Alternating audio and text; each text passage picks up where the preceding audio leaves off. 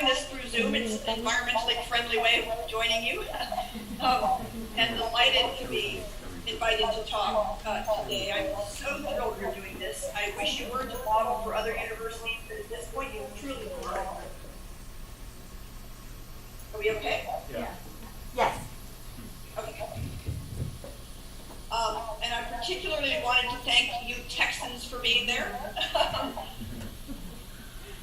We are, as you know, the two largest states in the union, and both of us are oil states. So coming from Alaska, I am happy to be meeting with you today. I can't see you particularly well, but I'm wondering how many of you are familiar with Paul Hawken's book, Drawdown? Anybody heard of that book? I see about 2 people. Okay. Well, it's a book that has a fabulous subtitle. It's called The Most Comprehensive Plan Ever Proposed to Reverse Global Warming. And the best part of the book, to my mind, is that the reason for that is revealed inside when he says that's because there has been no other plan proposed at a comprehensive level to reverse global warming. And sometimes I feel like that about this topic, and some of you may feel the same, that I have stepped in because so few other people have, and it's so incredibly important. And I learned long ago that, fortunately or not, sometimes we are the only people available, and that makes us the best people available. So we step in, and so I thank you truly from the bottom of my heart for stepping in. From where I stand, there's literally nothing more important that we could be teaching and talking about on our campuses these days, and we have a lot of great things that we need to be talking about. So I've got a ton I'm going to try to cover in the time that we have. I'm going to violate every good pedagogical principle in the process, and everything my Indigenous elders tell me to do and not to do. Because I'm going to try to offer you just as much as I can in the time we have. And I'm hoping that you'll have a wee bit of time to process in between and have your own thinking, which I believe in strongly, and that you'll have more time later. And I'm also going to focus on the climate crisis as my case study, as my example for environmental issues. I know folks there are focusing on a wide range of important issues. That particular one is near and dear to my heart, and I hope that everything I share that has that as its sort of focus is transferable to all the other issues people are wrestling with. Like probably many of you, I will say I consider the climate crisis to be the most difficult dialogue we have at the moment. It's concerning the very survival of our species, not just a piece of our species, and involves the lifestyles and behaviors and consumption choices and sense of entitlement or lack thereof that we have on a daily basis. And so it's tough. It's a tough one for people, as all of these issues are. It brings up a lot of feelings, and we need to be teaching with an awareness of how those feelings and dynamics, can either enhance or derail the learning. And I'm sure many of you in the room have been wrestling, as I have, with these kinds of issues for decades. Some of you may be brand new. We are all so important to this. I'm truly glad you're here, and I hope that what I offer can be useful to everybody on whatever end of the journey you're on. So I'm going to move along on my little slideshow here. That was first. I just wanted to send my thanks again from Alaska to Texas. Usually we're antagonistic, right? Always talking about who's the biggest state and all this kind of stuff, but in this case, we need each other, and I couldn't be happier to have you with us. So quickly, why do I think we need to teach and talk about environmental issues and or the climate emergency? First quotation has been with me a long time because we basically don't teach most folks in this culture that our existence literally depends upon our life support systems, the waters, the lands, the creatures, the plants, the winged people, the fin people, the tree nation. And it does, of course. And I come from a country called Alaska, big like Texas, where we have 7 major indigenous nations, and the elders are forever keeping us in reality on that fact. We teach about environmental issues, in the words of an educator, David Orr, so that all the other struggles may go on. And in my other life, I'm a singer-songwriter, and have a little chant that I have spread around and used to remind myself that we will protect our climate and our oceans so that all the other struggles may go on. So that's a pithy way for me to keep it clear about why this is central to everything we're trying to do. And here are a few other reasons. I'm sure you have others of your own and could add to this, but being up here in Alaska, I'll talk about it briefly. The impacts are occurring far faster than we ever imagined, partly because Western scientific models has not been taking cumulative effects into account, and I think some of the panelists will speak to some of this. And we need to be acting. And so teaching about environmental issues is critical to helping people begin to act in the way that we truly need to do. As many of you already feel, probably, we have a moral obligation. Our students are we're already living through some of those impacts. They are going to accelerate, so we need to help them be equipped to respond, to adapt, to lead. Our universities are just storehouses of amazing resources, talent, creativity, knowledge, networking, amazing places to be for innovation. And so I think we need to be central to these concerns. It, of course, models civic and civil engagement on large issues, and there are many of them these days. And of course, again, justice issues are at the center of this work. As we all know, probably Indigenous folks, poor folks, people of color, and younger people are bearing the brunt of a lot of the environmental impacts, and we wish to be allies in supporting things to shift in a different direction. I'm sure you could add to the list if I let you have the time, which I'm not going to, and have your own story. Super briefly, my story, I'm a lifelong Alaskan. The climate crisis has been visible to me for the last few decades up here, but has, like where you are, probably accelerated in this wild way in the last several years. As it happens up here in the Arctic, we are seeing the impacts at 2 to 3 times the rate that folks are elsewhere. And it's been pretty wild. We have had in the last several years 3 snowless winters. I'd like to repeat that for people who live in Alaska. We have had 3 snowless winters, not just in my area of Alaska, but more or less statewide. We're seeing humid, warm weather we've never seen before, thunder clouds we've never seen before, fires we've never seen before. Our Bering Sea is becoming the most acidic place on the earth. I was just up in the Arctic National Wildlife Refuge. You can see there a piece of it. Our Indigenous peoples up there call it the place where life begins. And we were seeing something that Inupiaq people call ushtek. There's no other word for it. It means permafrost that has been pushed up, and you actually see the ice that's in the permafrost, or the frozen ground, melting like glaciers. And we've just had some lobbying efforts to put that word into federal regulations, because there is nothing in our disaster regulations that has that word in it, so they haven't been able to get any support to address it. It's not erosion, it's something different. And as I'm sure you've heard, the Arctic sea ice up here is disappearing. It's disappearing much more rapidly than anybody ever predicted. And it is the air conditioner for the world. So what happens up here does not just impact the Arctic, it impacts everything. So this is profoundly personal for me, so thanks for listening to that little piece of my story. It's happening fast, it's happening now. And so I feel an urgency to support people like you who are moving on the issue. And again, I can't thank you enough. I live, as you do, in an oil state, so it's been super hard to get conversations off the ground. I've worked at this university for 18 years. I've barely been able to get people to talk about the issue, let alone teach about it. Until this year, we are having breakthroughs this year. I'm not sure why, if it's people beginning to put the thoughts together on extreme weather, or it's the political climate, or I'm not sure what. But up until now, you barely know that this crisis was happening, and of course there are, like we know, other issues that you all are championing that are also happening that need a lot of focused attention.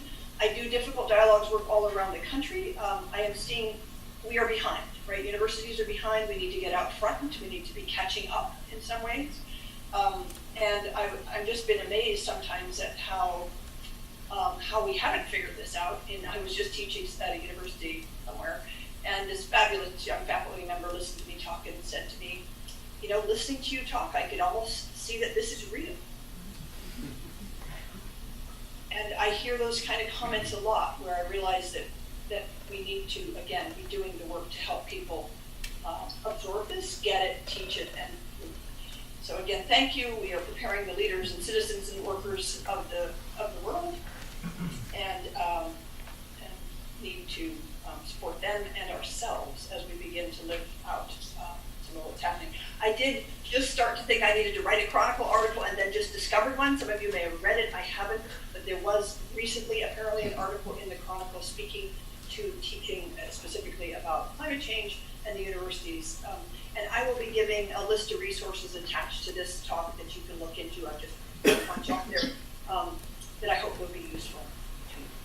So what my intention is to give you 11 ideas and strategies real quickly, some principles to help support your good work. Some are basics, some of you are probably already using, some may be new, I don't know. And then we have this fabulous 2 panels of faculty who will present probably very sophisticated applications of some of these and more on the ground work that they're doing.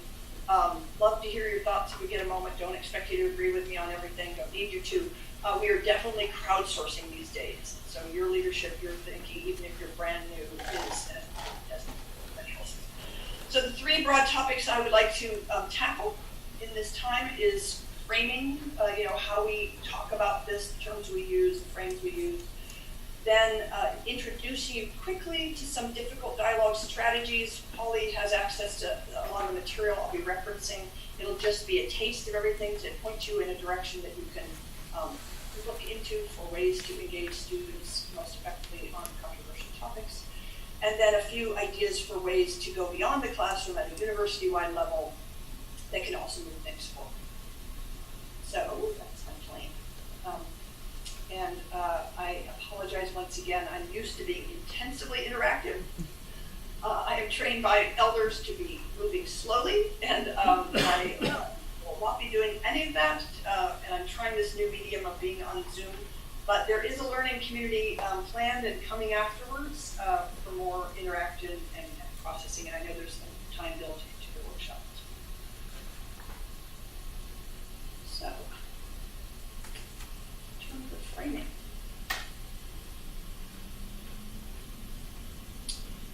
This is the start of these 11 ideas. The first one is, I think where it's appropriate that we always start by asking what people know about the issue we're dealing with, what they're concerned about it, before piling on information.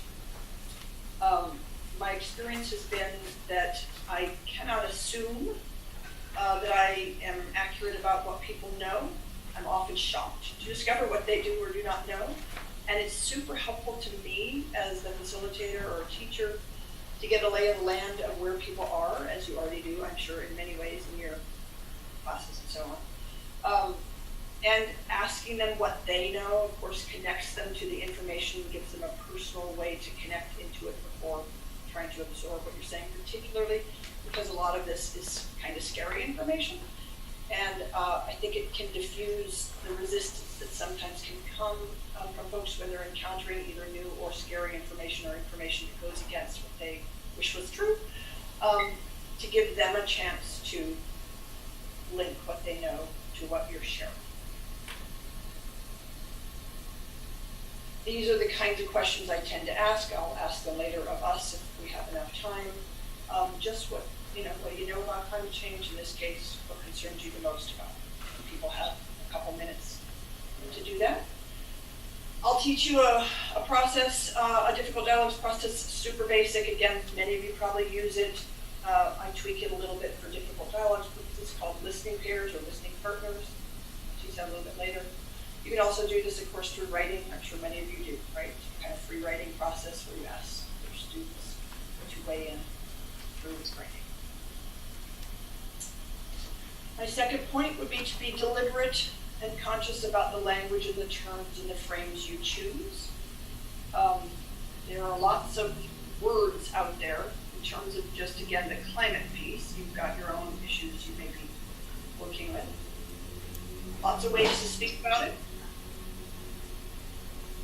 The Indigenous elders up here speak about it as the climate crisis, and they are, in my mind, the triple PhDs on this topic and on many environmental topics, so I often use that term. But obviously you would pick based on your audience, based on your attention, lots of choices. I also really suggest you use the research that's out there, and there's a lot of it starting to come now, to help determine the best frames to use. Frameworks is a group that has done extensive research on talking about environmental issues and specifically climate change with focus on the ocean. And they've come up with a lot of ways of framing things that help people grasp the science pretty easily. Like when I say the Arctic sea ice is the air conditioner for the world, that's a pretty easy way for people to get something. They have that around the oceans. I think one of them is the osteoporosis of the sea. Maybe an example of a metaphor that they have found works. But they have a lot more data on ways to speak to people about these kinds of issues that helps people continue to work with you. Yale has some information. It's all in the resources that I'll leave with you. Sometimes, often, very helpful to frame things in more hopeful ways. I'm running our Books of the Year program. Here at the university, we have a 2-year program around the theme. We have the tech and this basis for dialogues. And we're using the theme building community resilience. And everybody's been up for that frame. And we're able to talk about environmental issues, about the climate crisis and so on under that frame, whereas we weren't able to go after it directly. Here are just a couple ideas I put out there as the kinds of examples for the way that you might frame things. And that is based on the fact that there is research out there. I wasn't able to find it again, but I used to have it, that Americans and Europeans, British particularly, really don't respond well to what they perceive to be negative or pessimistic language, and respond very well to what they perceive to be optimistic language that looks like progress. Point number 3, where appropriate, right? Use data more than arguments. For a couple of reasons. The data speaks for itself oftentimes. And we have lots of research to indicate that people resist it when you take a position or make an argument from a position these days. There's data definitely out there about the messenger, that if people see they may even believe in the data, but if they don't trust the messenger, they will dismiss it, even when they're able to process what you're saying, except that they don't like who you are. And that we've become so polarized these days that using the data itself can sometimes be much more helpful. I'm sure many of you already do this. Sometimes, of course, it's useful to narrow the data down, so people are just looking, for example, at ocean acidification as opposed to all the other components say about the climate crisis. Of course, having students do their own research, investigating what scientists are saying, what agency folks are saying, or even getting data on people's perceptions, community experiences of environmental issues can be super helpful. In my case, I frequently don't have the discussion anymore about the causes and the sources of climate change when that doesn't seem to be useful. People get very resistant, of course, some of them, to the idea that humans are causing it. Clearly we are. But when it's not useful, I bail on that and just say, how are we going to go forward? Looking at the data that we have now, how are we move forward? I did just see something where the philosopher Pascal was way back when talking about how to help people change their minds on something when it's useful to have that happen. And he was saying something, and they quoted a UT Austin psychology professor whose name is Arthur Markman. I don't know if he's still there, but agreeing with Pascal. If you want to help someone change their mind, you first affirm what they're saying that you agree with or that is correct. Because most people are okay with the idea that they don't know everything and there might be more to learn, but they are not so okay with the idea that they are wrong or they've made a mistake. So to the extent that we can affirm the pieces of what they say that are accurate or that we agree with, then they become open to beginning to discover for themselves that there is more to the discussion.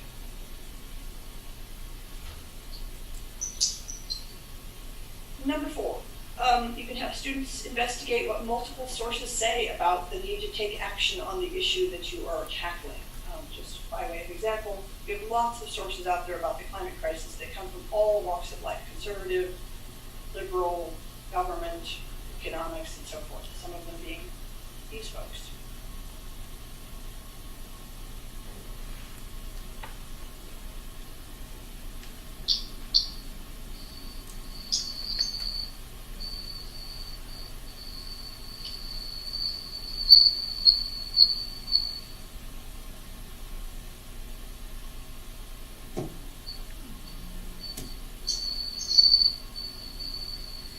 Hope I'm not going too fast.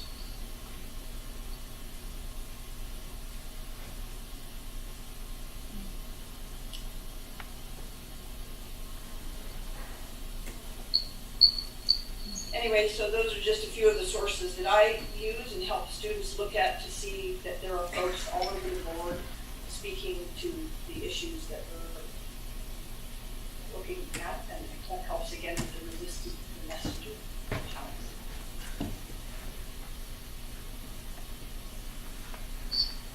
So another piece has to do with honoring the realities that these are emotional issues for folks, and we need to provide some options for them to process how they feel about what we're saying and what it may cost them in terms of their social ties. They may be with groups of people who feel differently, and also the need to take action.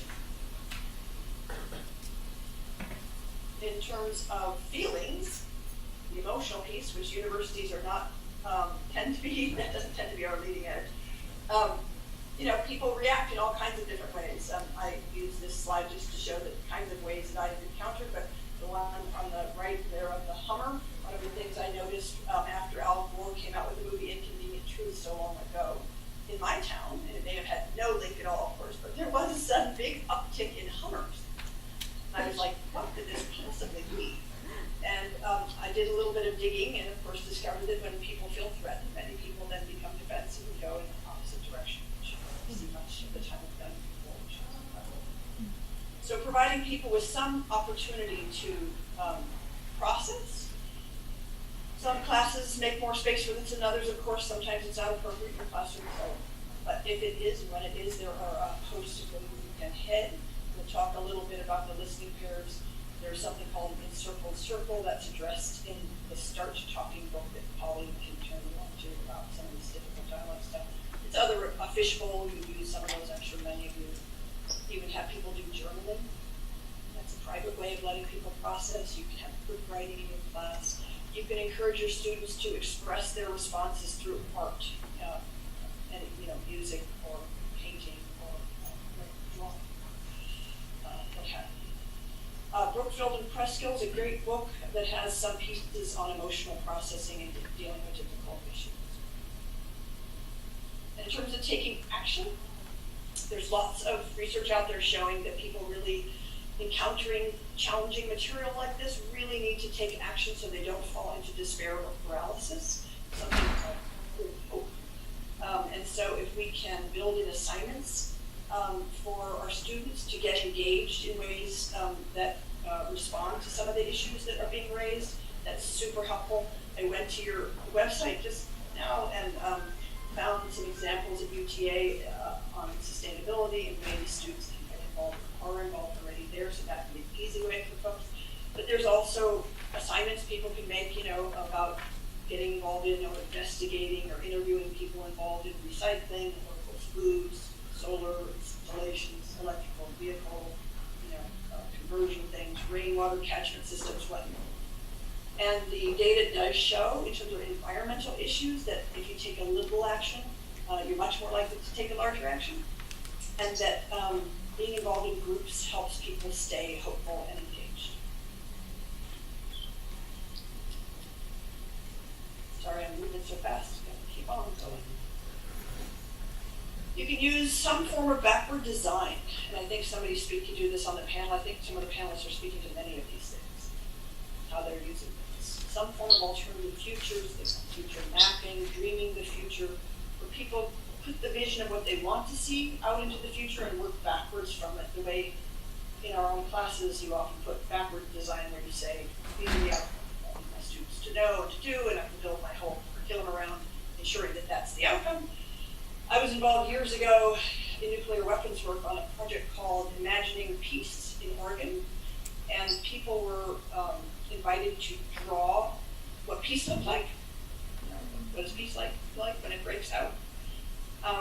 And then what their neighborhoods and communities look like now, and then draw the pathways from the future to the present so we can picture how we're going to get there. There's this project called Dreaming New Mexico, in which they did a similar thing about their state.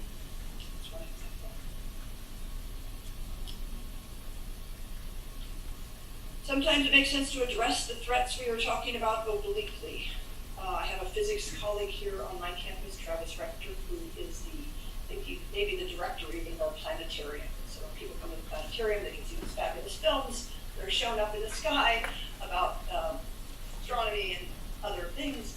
And he wants to speak to both our university folks, our community folks, and our tourist folks about climate impacts in Alaska, but he knows that very few people will come if that's what he calls it. So they are making a film about Round Island, which is this amazing island off the coast of Alaska in Crystal Bay, which is the only hull out in the Pacific for walrus. And so he's making that film, and he will show that film in the process of seeing that film. Of course, they'll hear about the issues that he's hoping to share about.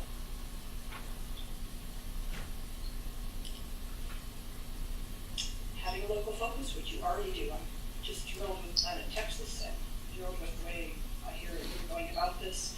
Of course, having something local helps people get their minds around it, find their place in this, and make it manageable. Having a justice focus. As you know, most environmental impacts target vulnerable populations first and hardest.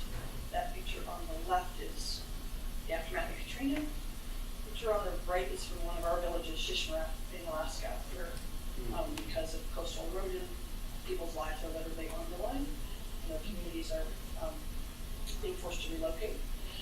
And so my experience has been that there are lots of minoritized folks who rightly feel like they've been living in emergency states, sometimes for decades, sometimes for hundreds of years. And when they encounter some of these issues can feel like, why should I have to take on yet another issue? Rightly so. But I think a way in for all of us can also be that this is a justice issue. It's up to folks with privilege to really step up and look at the justice components of what's going on. But it also gives folks from targeted groups a way in that they might not have had to the issue. Two more. One is what you're probably already doing too, using stories, case studies, reports from people on the ground about what is happening. As I'm sure you know, stories are one of the most powerful ways we can teach anything, but particularly challenging topics. They speak to the heart, they help people integrate and sort of process, kind of grounds the bigger information in manageable bits, helps people remember and connect to what you're talking about.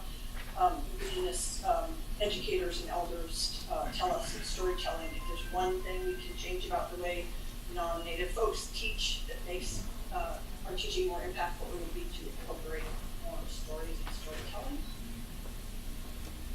And then the last one, which is a favorite of mine as a singer-songwriter, but is to use art and music and dance and films and theater in your teaching to invite, as I mentioned before, your students to respond through those mechanisms. Again, it speaks to the heart, helps people remember, helps people process.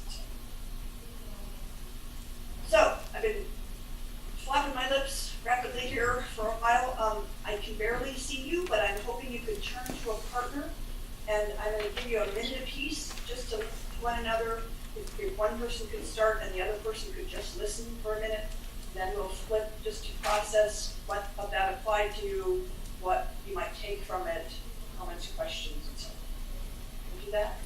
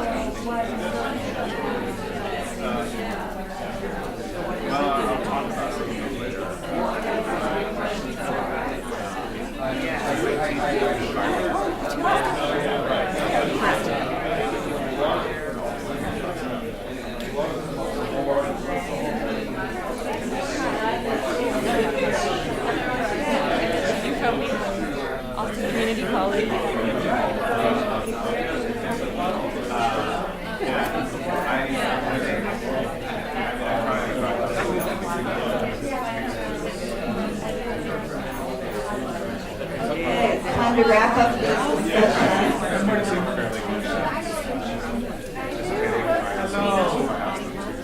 Thank you. I know you could talk about this for a very long time, but let's wrap it up.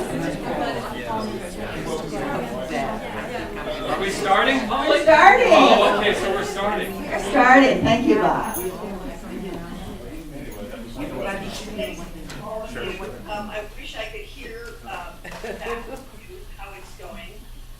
Because of time, I'm going to go ahead and go onward here. I think I'm going to drop off the last piece of this and just spend the last, I think I have 10 minutes on the difficult dialogue strategy.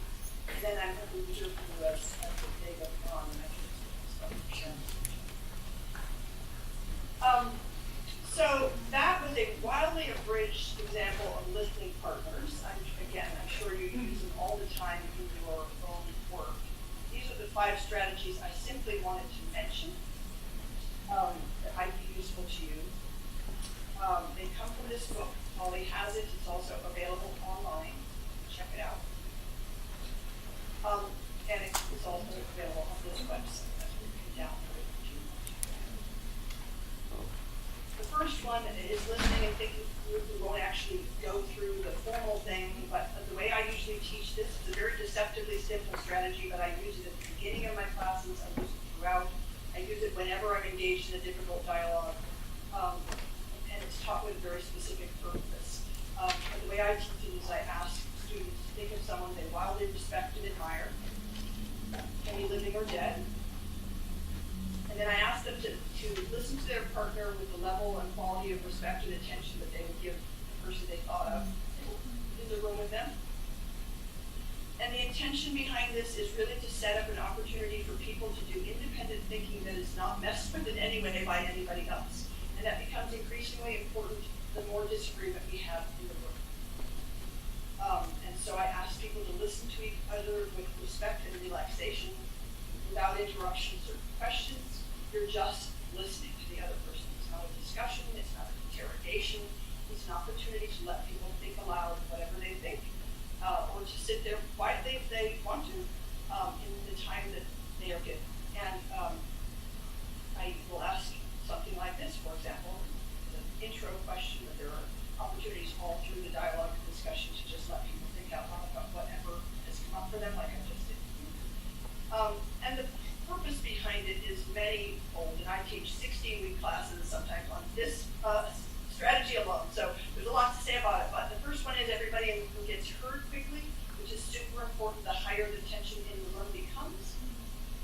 people aren't sitting there waiting to be heard and getting madder and madder about the fact that they aren't, among other things. That people get equal time, so nobody feels like they're being silenced or other voices are dominating too much. That it lets people organize their thoughts. Some people really appreciate the time to collect their thoughts before being asked to engage in a dialogue, particularly a difficult one. It lets people process emotions so that those emotions don't overwhelm the conversation. And it gives the facilitator a timeout to figure out what the heck she's going to do next. And things are going maybe she did next step. Which has definitely happened to me on occasion. So that's the first strategy. I'm not sure that one is in the book, but I would be happy in other contexts to help people think more about using that. It's very powerful. I'm giving it too little time, but keep that in their mind as an option. Another one from the book, which I'm sure, again, many of you do, is to ensure that your folks have set up guidelines for engagement, guidelines for discussion, code of conduct, whatever you want to call it, before they engage in a difficult dialogue or difficult discussion. People handle this a lot of different ways. The way I tend to teach it is this, where I ask people to break into groups of 3 to 5. I ask them to generate 2 lists of the things they want people to do in discussion for the class as a whole, the things they don't. We then talk about that. We sort of parse it through and deconstruct so that we become very clear about what this group in this room or this class and this discussion needs and wants other people and themselves to do to ensure that the discussion is respectful. Then you can refer to that throughout your semester or your discussion and amend it. Way more to say about that. And it works better to have the people in the room created as opposed to have it proposed from the outside. But if you don't have the time to do that, coming up with your own guidelines for engagement for your own class and getting people to them will really, really help. Another one of my faves is the 5-minute rule. The 5-minute rule means that at any point in a class or discussion, if somebody notices that a particular viewpoint is being dismissed or is invisible, anyone can call for the 5-minute rule. And for 5 minutes, the group entertains that position from a respectful standpoint. People are invited to answer a series of questions that I will show you, and only people who are able to do so supportively about the view are invited to do it. Other people are invited to witness. And in order to be supportive of the view, you do not have to share that view, so you don't have to indicate whether you agree with it or not. These are the kinds of questions that we ask people.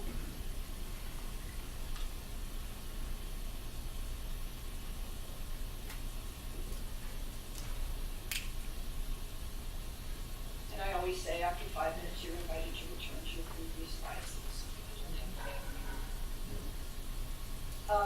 This is the kind of thing we might use in my context.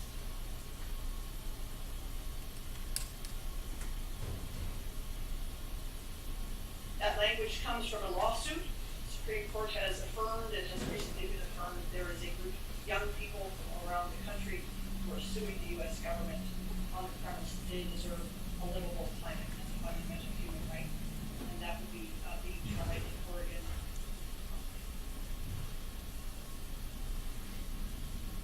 So that's the 5-minute rule. Again, lots more to say about it. We just know it's there. It's important to investigate it. Another strategy some of you may use, we call it modular debate. I call it something else. But in essence, you identify an issue, you have a position on it like you do on a regular debate competition.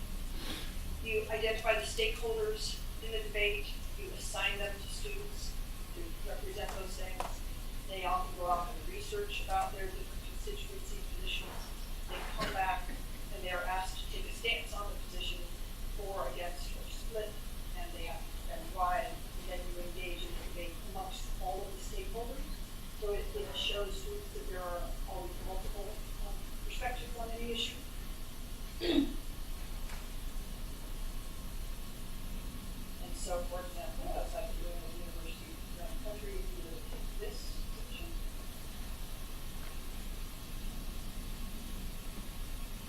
I would be asking you to identify the stakeholders that will be involved in this, what positions they have. You would represent and role play those stakeholders, and you would engage in a multifaceted.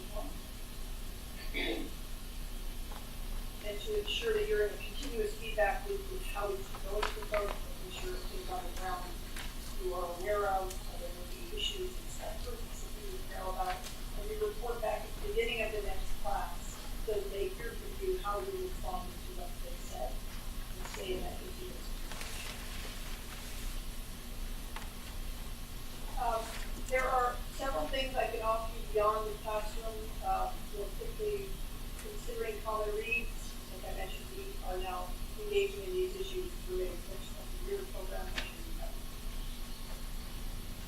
Student competitions or environmental competitions are out there that really get students engaged in solution problems. We're working in partnership with our municipality. That's a great trip for me this year on developing a climate action plan for our city using university knowledge and resources. Pretty good. We get the students involved in that too. We've got a bunch of students involved in that. I encourage you, if you get deep into this, to get support for yourself. These issues are tough for us as well as for our students. Join colleagues in the community. And my request to everyone these days is that we abandon all careerism related to any of these issues and share whatever we have as widely and quickly as possible. The rest of my stuff on this PowerPoint are resources for you. I will leave this with colleagues to share with you. I'm probably out of time. If I'm not, I'd love to hear back from you. Okay, thank you so much, Libby.